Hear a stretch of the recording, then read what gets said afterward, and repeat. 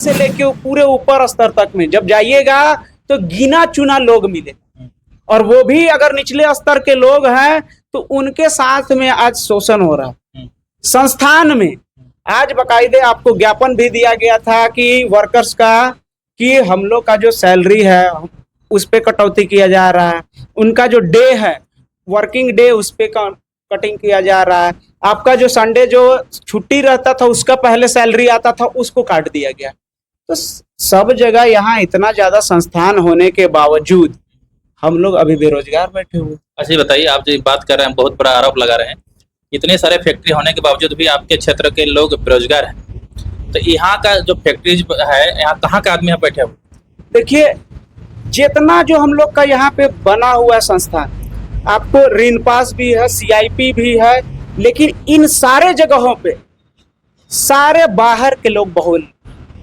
हम लोग का लोकल यहाँ आदमी, आपका निचले स्तर पे बात कीजिए चाहे ऊपर स्तर पे, अगर एक जो आजकल तो कॉन्ट्रैक्ट का बात चल गया है, सारा कुछ ठेकेदारी पे दिया जा रहा है, तो जब ठेकेदारी भी दिया जाता है तो वो ठेकेदारी भी हमारा लोकल आदमी नहीं है, बाहर का है, लेकिन मजदूर जो रहेगा वो मजदूरी करेगा हमारे गाँव।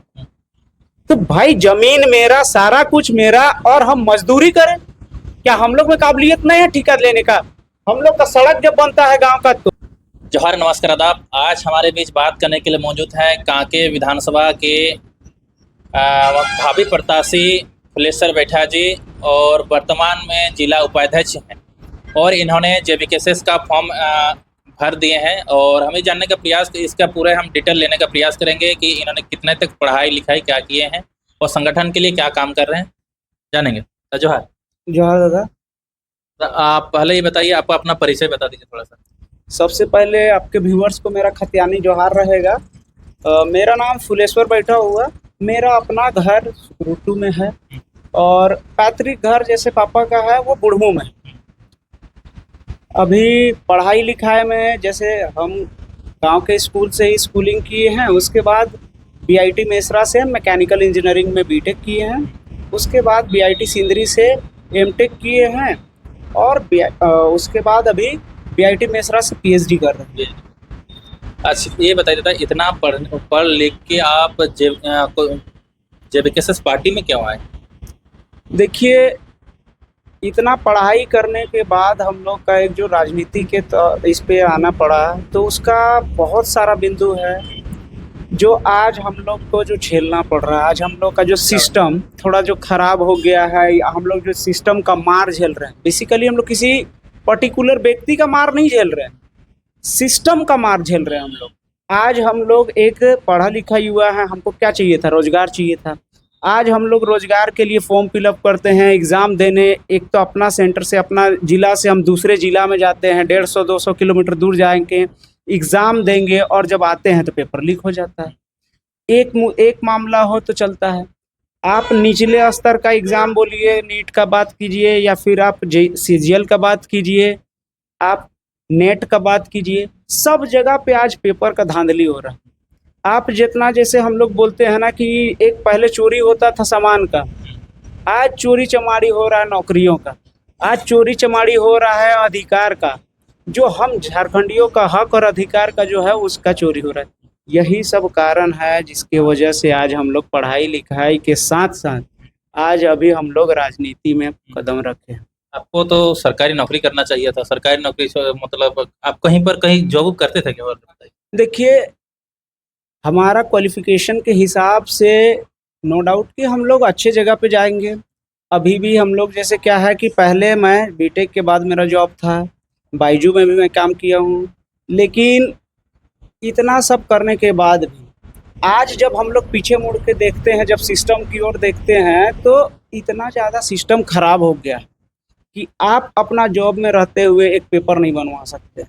आप गांव का, हमारा बात छोड़िए, एक गांव का बच्चा अगर जाके, हम लोग तो चलिए पढ़े लिखे हैं, कहीं सेटल हो जाएंगे, लेकिन आज हमारा भाई बहन जो पढ़ रहा है, हमारा पास पड़ोस का लोग जो पढ़ रहा है, उनको इतना दिक्कत हो रहा है एक पेपर बनाने से लेके पूरे एग्ज़ाम में, जैसे हम आगे भी बोले अभी कि पेपर ही लीक हो जा रहा है। तो सारा का भविष्य जब दांव पे लगा हुआ है, और उस भविष्य को संवारने के लिए जब राजनीति ही सारा नीति और नियम तय करेगा, तो क्यों नहीं हम लोग आएंगे? तो जॉब रहना, देखिए जॉब होता तो हम अपना एक पर्टिकुलर अपना तो फैमिली सुधार ही सकते हैं, लेकिन आज समाज को बदलने के लिए आज किसी ना किसी एक को अपना जो है निजी जीवन छोड़ के सामाजिक जीवन में आना ही पड़ेगा, चाहे वो कितना पढ़ा लिखा हो। और यह जो हम लोग का पहले का जो नेता लोग हैं, पढ़ा लिखा नहीं होने के कारण आज देखिए कि हम लोग का जितना भी यहाँ है भ्रष्टाचार से लेस है।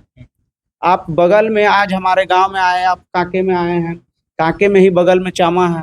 अब चामा में चले जाइएगा तो वहाँ जमीन का इतना धांधली है कि आप उसको देखिएगा तो आपको दुख होगा, जबकि आपका उससे कोई लेना देना नहीं होगा, लेकिन वहाँ जो कृषि युक्त जमीन है उस पर आपको बड़ा बड़ा बाउंड्री दिखेगा। तो सब चीजें जब दिखती हैं तो कोई भी युवा जो पढ़ा लिखा समझदार है वो अपना समय पर निकाल के अब राजनीति पे ही आ रहा है। अच्छा ये बताइए, आपके कांके विधानसभा क्षेत्र के अंतर्गत बेरोजगारों के लिए कोई फैक्ट्री वगैरह कुछ हो यहाँ पे है?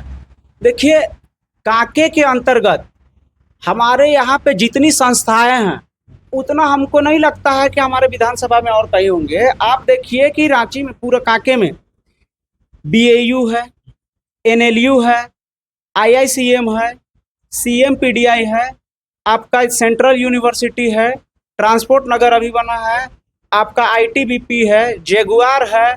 तो इतना ज़्यादा संस्था है, फिर भी आज हमारा गांव का, आप जाइएगा हमारे गांव पे, हमारे कांके का पूरा क्षेत्र का जब विजिट कीजिएगा और देखिएगा जाके उन संस्थानों में कि कितने प्रतिशत लोग जो है उस जो नौकरी पे है वहाँ पे। लेकिन कायदे से देखा जाए तो भैया जमीन हम लोग का पूरा, तो हम ही लोग को रोजगार मिलना चाहिए। पहला प्राथमिकता तो यही होना चाहिए था कि हम लोग को जमीन मिलना चाहिए था। हम लोग का जो जमीन गया उसकी वजह से हम लोग को रोजगार मिलना चाहिए था। लेकिन आज निचले स्तर से लेके पूरे ऊपर स्तर तक में जब जाइएगा तो गिना चुना लोग मिले, और वो भी अगर निचले स्तर के लोग हैं तो उनके साथ में आज शोषण हो रहा है। संस्थान में आज बाकायदे आपको ज्ञापन भी दिया गया था कि वर्कर्स का, कि हम लोग का जो सैलरी है उस पे कटौती किया जा रहा है, उनका जो डे है वर्किंग डे उस पे कटिंग किया जा रहा है, आपका जो संडे जो छुट्टी रहता था उसका पहले सैलरी आता था उसको काट दिया गया। तो सब जगह यहाँ इतना ज़्यादा संस्थान होने के बावजूद हम लोग अभी बेरोजगार बैठे हुए। अच्छा ये बताइए, आप जो बात कर रहे हैं बहुत बड़ा आरोप लगा रहे हैं, इतने सारे फैक्ट्री होने के बावजूद भी आपके क्षेत्र के लोग बेरोजगार हैं, तो यहाँ का जो फैक्ट्रीज है यहाँ कहाँ के आदमी यहाँ बैठे हुए? देखिए जितना जो हम लोग का यहाँ पे बना हुआ संस्थान, आपको रिनपास भी है, CIP भी है, लेकिन इन सारे जगहों पे सारे बाहर के लोग बहुल। हम लोग का लोकल यहाँ आदमी, आपका निचले स्तर पे बात कीजिए चाहे ऊपर स्तर पे, अगर एक जो आजकल तो कॉन्ट्रैक्ट का बात चल गया है, सारा कुछ ठेकेदारी पे दिया जा रहा है। तो जब ठेकेदारी भी दिया जाता है तो वो ठेकेदारी भी हमारा लोकल आदमी नहीं है, बाहर का है, लेकिन मजदूर जो रहेगा वो मजदूरी करेगा हमारे गाँव। तो भाई जमीन मेरा, सारा कुछ मेरा, और हम मजदूरी करें? क्या हम लोग में काबिलियत नहीं है ठेका लेने का? हम लोग का सड़क जब बनता है गांव का तो भी ठेकेदारी रहेगा बाहर का। आज कल परसों में यहाँ रोड बना, बाहर का ठेकेदारी आया, सड़क बना, जाके देख लीजिए 1 महीना नहीं हुआ है सड़क जर्जर हो गया। तो बात है कि इतना कुछ होने के बावजूद आज हमारे पास में कहने के लिए कुछ नहीं है अपना। तो आप लोग इसका आवाज विधायक तक नहीं पहुँचाते, मंत्री तक नहीं पहुँचाते?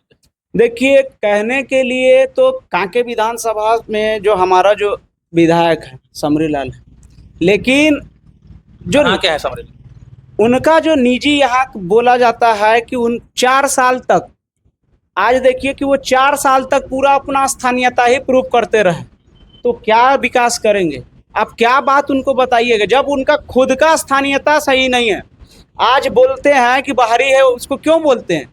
अब हम उसी बोल रहे हैं कि उनका जब हम लोग खतियानी बनाते हैं, कोई भी जाति आवासीय अपना जब बनाते हैं सरकार के द्वारा से, तो हम लोग को मैंडेटरी होता है कि आप खतियान दीजिए, रसीद दीजिए, वंशावली दीजिए। लेकिन जब समरी लाल का यहाँ पे अपना खतियानी कहीं जमीनें नहीं है तो कहाँ से उसका बन गया यहाँ पे जाति आवासीय, जो यहाँ पे वो विधायक आरक्षण सीट पे लड़े? तो भैया समरी लाल जब बाहर कर रहेंगे तो हमारा गांव का क्या बात सुनेंगे, या हमारे विधानसभा में इतना जो परेशानी है उसका क्या बात सुनेंगे? तो कोई अपना है नहीं जो सुनने को तैयार है। यही कारण है कि आज जो है युवा इतना आक्रोश में है। ये बताइए, समरी लाल को बोल रहे हैं तो जनता तो कांके विधानसभा जनता उनको वोट दिए, क्या पाकिस्तान के आदमी के वोट दिए? जी नहीं, देने वाला सब हमारे गांव के ही है, हमारे घर के ही, हमारे विधानसभा के ही। लेकिन बात ये रहा कि जब हम लोग उसको दिए तो उससे पहले का काम भैया देखिए कि कोई किसी को जानता नहीं। अगर अब पार्टी उसको सीट दी, आप चुनाव के लिए लड़े, हम लोग को तो किसी न किसी पार्टी को देना ही था वोट, दिया समर्थन। अब उसके बाद आप सोचिए कि वोट तो दे दिया, लेकिन आज जब हमारा काम करने का बारी हुआ तो वो कहीं पे नजर नहीं आ रहे। अगर आपका किसी का बड़ा थोड़ा पैसे वाले हैं, आपका घर में फंक्शन है तो वहाँ विधायक पहुँचे रहेंगे, वहाँ सांसद पहुँचे रहेंगे, लेकिन जहाँ गरीब का दिक्कत है वहाँ विधायक सांसद नहीं रहेंगे। ऋण पास में उतना बड़ा घटना घटा, जो बिजली लगा आदमी को, गागी का मर गया, कोई विधायक ये नहीं आया, कोई सांसद नहीं आया। सीओजे में आज मुआवजा के लिए ग्रामीण लड़ रहा है, रोज दिन ब दिन लड़ाई हो रहा है मुआवजा को लेके, उसका जमीन अतिक्रमण को लेके। आज तक कोई विधायक आवाज नहीं उठाने आया। ऐसा नहीं, विधायक लोग तो जहाँ पे उत्पाद सिपाही का आदमी का डेथ कर जा रहे हैं, वहाँ पे असम के मुख्यमंत्री आ जा रहे हैं ढांढस बंधाने के लिए। देखिए, अपना असम का मुख्यमंत्री आ जाए या कहीं का आ जाए, घर का जो बैठे हुए हैं बगल में, जिसका प्रतिनिधि है जो इस क्षेत्र का है, वो तो आए नहीं।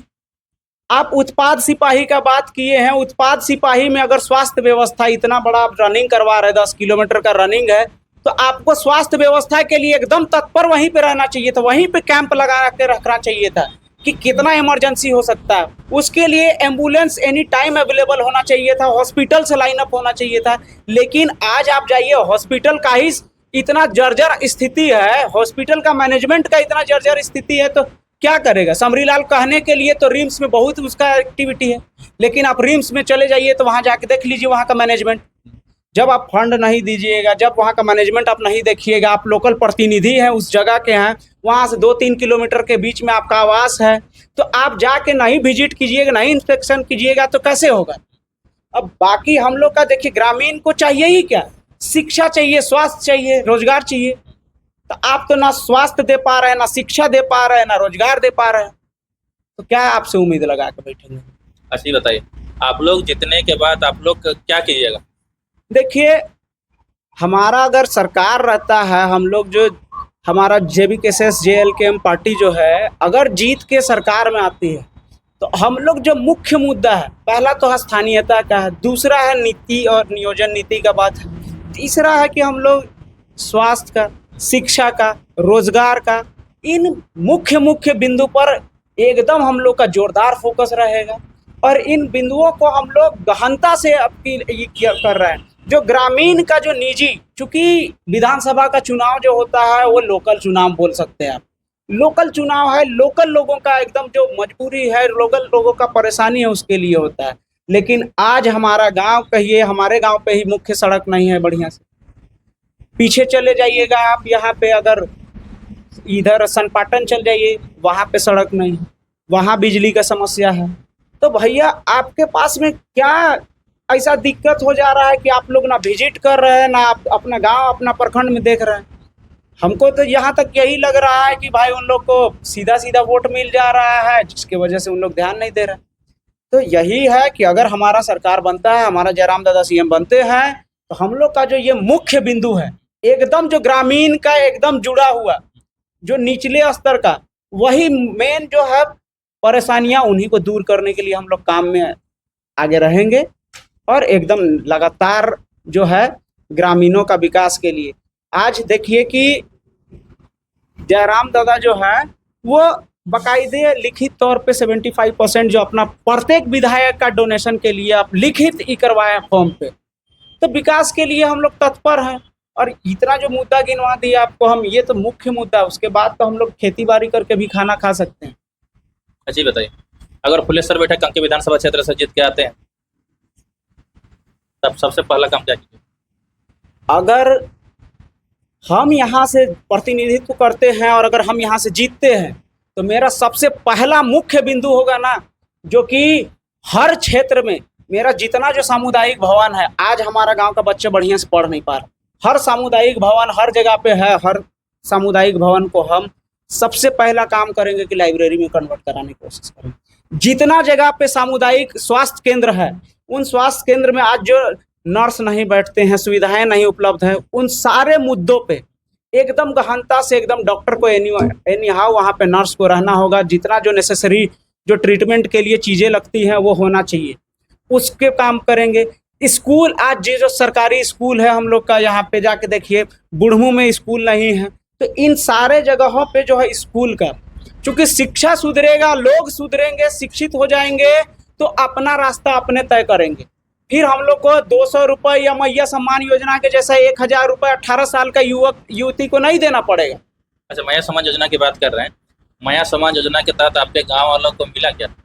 देखिए, मिलने का हम लोग के गांव पे भी मिला है, लेकिन हम इसका एकदम खंडन करेंगे। इससे हालांकि अगर नहीं कुछ मिल रहा, उससे बढ़िया कुछ मिल जा रहा है, ये लाभ ही है, लेकिन इसका हम पूरी तरह से खंडन करेंगे कि अगर ये योजनाएं आनी थी तो भैया 5 साल आपका सरकार है तो पहला दूसरा साल से ही आप ले आते। जेल चल गया था तो जेल क्यों गए? अब जेल आप अपना केवल पेट भरिएगा, अपना केवल घर बस्ती बढ़ाइएगा तो जेल बीजेपी वाला भेज दिया। देखिए, बीजेपी का हो कि कांग्रेस का हो, कोई भी हो, कोई हो भेजे, अगर गलत किया है तो गलत है। फंसाया गया था बोलकर। देखिए, कहीं ना कहीं धुआं उठता है ना, तो आग चिंगारी जरूर होता है तभी उठता है। अगर फंसाया भी गया है तो भैया अपना जो है काम, आप अगर मान के चलिए कि हम बैठ जाते हैं तो क्या मेरा पूरा सरकार बैठ जाएगा? या ये बोल रहे हैं कि उन लोग आदिवासी सरकार को देखना नहीं चाह रहे हैं, इसलिए भेज दिया। आदिवासी का सरकार कहने के लिए अब रह गया है, नहीं तो आप आदिवासी क्षेत्र में चल जाइए, कौन जगह पे हमारा आदिवासी लोग अभी शिक्षित है, कौन जगह पे हमारा आदिवासी लोग डेवलप्ड है। आप चले जाइए, यहाँ हमारे गांव में आदिवासी का गढ़ है, आप हमारे गांव में चलिए और हमारे गांव में आदिवासियों का जो हाल देखिएगा तो उनको देख के आपको रोना आएगा। आप चौधरी में चल जाइए, पूरा रांची तो आदिवासी का जमीन है, आप चौधरी चल जाइए और मेन रोड चल जाइए, जमीन था आदिवासी का, लेकिन आप चौधरी जाइए, अभी चौधरी में गिर परतुआ जैसा वहाँ एक जो भिखारी होता है ना, वो जैसा जीवन जी रहा हमारा आदिवासी। तो क्या डेवलप कर दे रहा है आदिवासी के लिए? अभी आदिवासी महोत्सव हुआ, आदिवासी के लिए, कला संस्कृति के लिए उन लोग को इतना बड़ा प्रोग्राम के लिए 10-10, 12-12 करोड़ का बजट आ रहा है। उस 10-10, 12-12 करोड़ में आप 10,000 रुपया एगो अथी को दे रहे हैं तैयारी के लिए, तो 30-30 आदमी का जो अथी एक ग्रुप आके आपको परफॉर्मेंस कर रहा है और आप उसको 10,000 दीजिएगा तो कितना का हेड बन रहा है? 300 रुपये पर हेड। उतना दिन से वो तैयारी करेगा, कपड़ा लत्ता खाना पीना, तो किस बात का हमको जो आदिवासी का सरकार बोलते हैं? क्या आदिवासी का सरकार कह देने से आदिवासी डेवलप हो गया? हमको वैसा सरकार चाहिए जो आदिवासी हो या ना हो, जो किसी भी जात का हो, किसी भी धर्म का हो, हमको कोई मतलब नहीं है। हमको चाहिए विकास। जो इतना फंड आता है, जितना चीज आता है वो हमारे गांव पे लगाए, हमारे क्षेत्र में यूज करे, अपना जेब ना भरे। ऐसा सरकार हमको चाहिए, ये नहीं कि हम कहने के लिए आदिवासी हैं और कुछ करिए नहीं रहे। पुलिस बेटे जीतने के बाद किसी घुस नहीं लेंगे ना?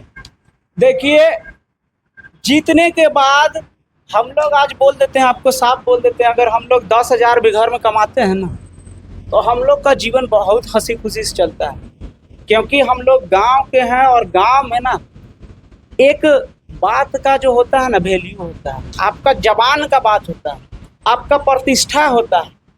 यहाँ पे एक दूसरा से आदमी शहर के जैसा कि ऊपर में रह रहे हैं, ऊपर फ्लोर में नीचे फ्लोर का पता नहीं हो, ऐसा नहीं होता है। यहाँ गाँव में एक एक आदमी को देखता है लोग। तो रहा बात करप्शन का, तो भैया हम लोग खुद जीवन झेलते आए हैं, एक एक बिंदु को एक एक जगह पे हम लोग पढ़ने से लेके आज रोजगार तक में झेलते आए हैं। तो हम किसी को क्या बोलेंगे कि भैया हम करप्शन करें? आपने बोला था शिक्षा के क्षेत्र में काम करेंगे, मतलब आपका शिक्षा मंत्री मिलना तय है?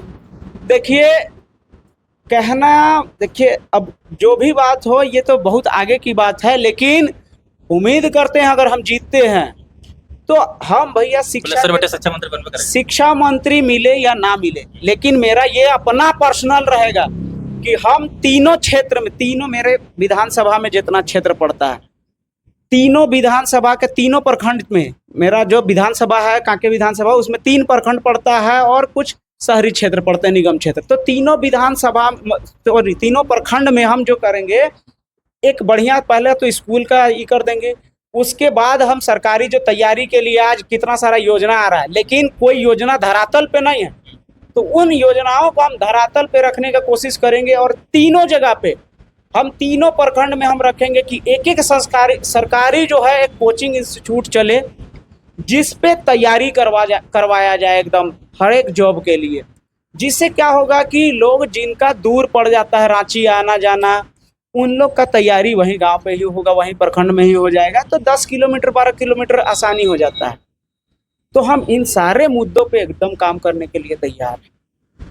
तो हमारे बीच फुलेश्वर बैठा जी थे, इनकी बातों को आपने सुना, आपने जरूर कमेंट के माध्यम से बताएगा कैसा आपको अनुभव हुआ। तो इतना समय देने के लिए बहुत बहुत धन्यवाद। बहुत बहुत धन्यवाद आपका भी और आपके व्यूअर्स को भी।